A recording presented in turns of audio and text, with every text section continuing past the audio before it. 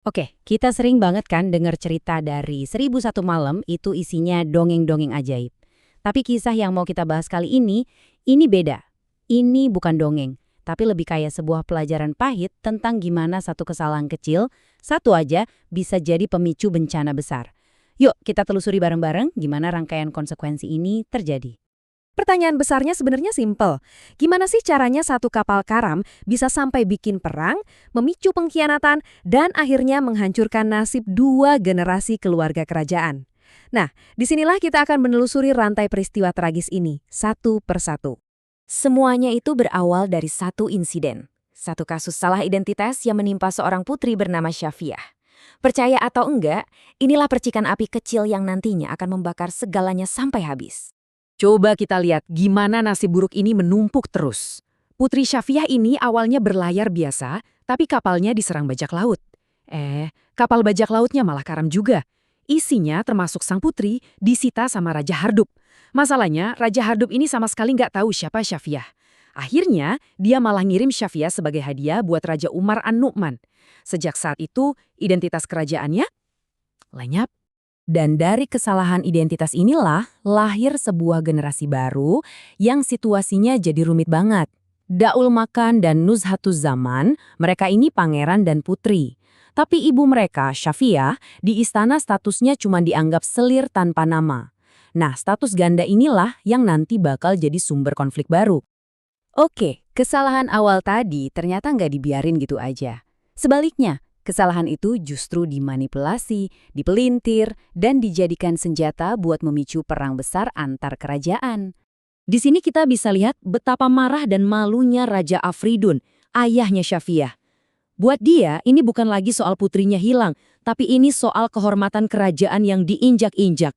Rasa malu inilah, rasa aib inilah yang jadi bahan bakar buat konflik berikutnya. Nah, ini dia inti masalahnya. Sebuah penipuan. Raja Afridun sengaja banget bohong ke Raja Umar. Dia bilang Raja Hardub yang gak salah apa-apa itu udah mencuri putrinya plus perhiasan kerajaan. Padahal Putri Ibrisa, anaknya Raja Hardub, udah coba ngasih tahu kebenaran. Dia bilang itu kecelakaan, ayahku gak tahu siapa dia dan perhiasannya aman kok sama aku. Tapi ya gitu deh, kebohongan itu udah terlanjur dilempar dan cukup buat menyulut api perang. Dari sini, ceritanya masuk ke babak yang jauh lebih kelam. Konflik antar kerajaan ini berubah jadi pengkhianatan pribadi yang benar-benar keji dan gak bisa dimaafin. Ini adalah momen yang bakal menyegel nasib semua orang yang terlibat.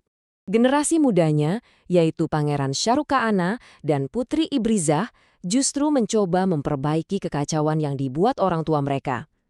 Ibrizah dengan berani ikut Syaruka'ana ke Baghdad buat buktiin niat baik ayahnya dan nyetop perang. Tapi, tindakan mulia ini justru menempatkan dia dalam bahaya yang sangat besar. Begitu sampai di istana, Raja Umar An-Nu'man langsung terpikat sama kecantikan Ibrizah. Diceritakan kalau sang raja ini jatuh cinta padanya dan gak bisa berhenti mikirin dia. Obsesi ini dengan sangat cepat berubah jadi sesuatu yang sangat berbahaya. Karena Ibrizah terus menolak, Raja Umar yang udah putus asa akhirnya minta nasihat ke wazirnya. Dan sang wazir ini ngasih saran sebuah rencana yang jahat banget. Campurin aja obat bius yang kuat ke dalam minuman Ibrizah biar dia nggak sadarkan diri. Disinilah mereka udah melewati batas moral. Dan akhirnya terjadilah hal yang nggak terbayangkan. Raja Umar beneran ngelakuin rencana itu. Dia membius Ibrizah dan saat Ibrizah nggak berdaya, dia memperkosanya. Tindakan inilah titik di mana semuanya nggak bisa kembali lagi. Sebuah pengkhianatan mutlak terhadap perdamaian yang coba dibangun sama anak-anak mereka. Konsekuensi dari tindakan keji Raja Umar ini menyebar kayak racun, menghancurkan keluarganya sendiri dari dalam dan memicu sumpah balas dendam yang bakal berlangsung selama puluhan tahun. Dampaknya langsung terasa, cepat dan brutal. Ibrizah yang ternyata hamil mencoba kabur, tapi dia dikhianati dan dibunuh, walaupun dia sempat melahirkan seorang putra. Ayahnya yang nemuin jasadnya langsung bersumpah bakal balas dendam. Tapi pembalasan dendam yang paling mengerikan datang dari neneknya, Zatud Dawahi. Rencana Zatut Dawahi ini dingin banget dan sangat terperinci. Dia nggak mau perang terbuka, dia mau menghancurkan garis keturunan Raja Umar dari dalam. Selama bertahun-tahun, dia melatih gadis-gadis muda, ngajarin mereka sastra dan politik, mengubah mereka jadi senjata hidup buat menyusup dan merusak kerajaan musuhnya dari dalam. Sementara itu, keluarga Raja Umar sendiri mulai retak. Putra sulungnya, Shahrukh Kanana, merasa cemburu dan terancam sama kehadiran adik-adik tirinya, Daul Makanan dan Nuzhatuz Zaman. Rasa irinya ini begitu besar sampai dia minta ayahnya buat ngirim dia pergi jauh. Akhirnya, dia diangkat jadi penguasa Damaskus dan praktis mengasingkan diri dari keluarganya. Dan sekarang, kita sampai di bagian akhir yang paling tragis dari kisah ini.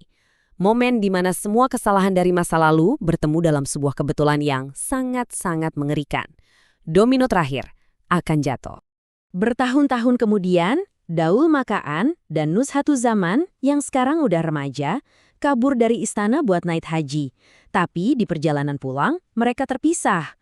Daul Makaan sakit parah, dan pas Nuzhatuz Zaman pergi buat cari uang untuk merawatnya, nasib buruk menimpa mereka.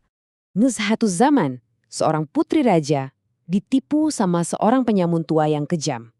Dia ditangkap, dipukuli, dan akhirnya dibawa ke satu tempat di dunia yang seharusnya nggak pernah dia datangi. Pasar budak di Damaskus. Kota yang sekarang diperintah oleh kakaknya sendiri yang udah lama terasing. Dan inilah puncak dari semua tragedi ini.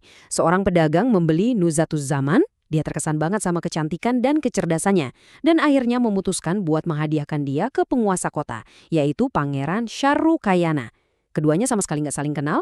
Shahrukh Kayana terakhir lihat adiknya pas masih bayi, dan sekarang di depannya ada seorang wanita muda yang menawan tanpa tahu sama sekali siapa dia sebenarnya. Ada satu momen yang benar-benar menyayat hati di sini. Waktu si pedagang nanya namanya, sang putri menjawab, "Nama baruku adalah Kesedihan Zaman." Itu sebuah petunjuk tragis tentang identitas dan semua penderitaannya. Semacam teriakan minta tolong yang nggak dikenali oleh siapapun. Shahrukh Khan benar-benar terpesona. Dia sama sekali nggak ngenalin adiknya sendiri. Tanpa pikir panjang, dia melakukan sesuatu yang nggak terbayangkan.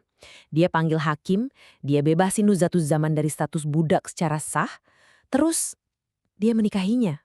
Dosa yang berawal dari satu kesalahpahaman puluhan tahun lalu akhirnya mencapai puncaknya di sini.